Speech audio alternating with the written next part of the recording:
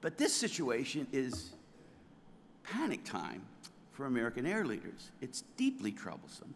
With Overlord planned for May, they became increasingly worried that the air forces wouldn't be able to have sufficient time or wouldn't have sufficient strength to achieve what Eisenhower called for, not air superiority, but absolute air mastery, air supremacy over the beaches.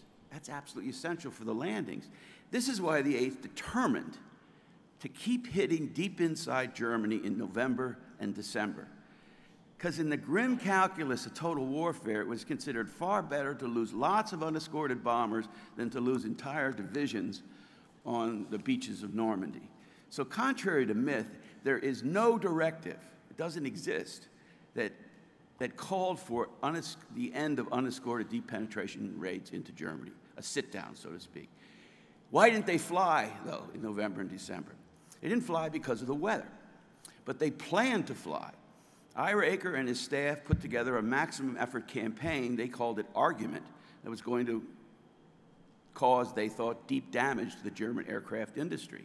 Eaker writes, Hap Arnold, Air Force Chief of Staff back in Washington, in late October. He says, we must continue the battle with unrestrained fury. Now, Arnold's answer to all this 2 months later was to fire Eaker, this super aggressive commander, for, of all things, not being aggressive enough. And I think this shows you the kind of panic that's starting to set in the high command. So the reason that Argument never goes forward is because of this heavy overcast over Germany. You couldn't even bomb, you couldn't even do effective bombing, through the clouds at that point. And these conditions, these weather conditions, persist into January. The British continue to fly. Harris continues to carries his campaign to Berlin and tries to burn down that city unsuccessfully and takes appalling losses. But they flew because it didn't matter what the weather was. They're hitting entire cities. Okay? So when the skies finally clear in January and the Mustang is there, they have their war-winning weapon, but they had not held up, I want to emphasize, they had not held up deliberately the air war to wait for the Mustang. They'd simply been stalled by cloud cover. And this cloud cover, of course, saved, ironically, and for a time, just a short time, the lives of thousands of American airmen. They were the guinea pigs, you see, real guinea pigs in this experiment of unescorted daylight strategic bombing.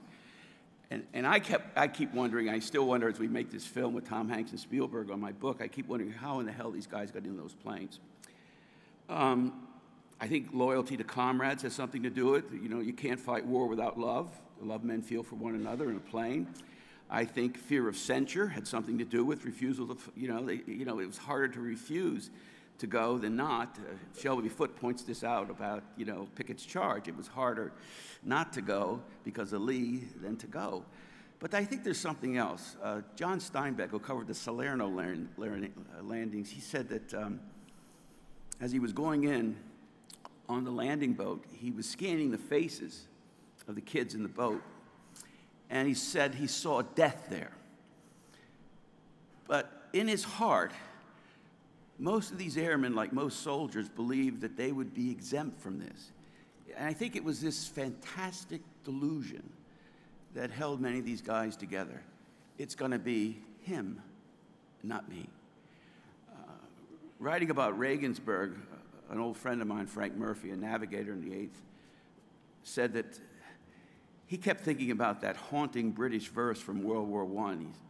The bells of hell go ting-a-ling-a-ling for you, but not for me. Thank you.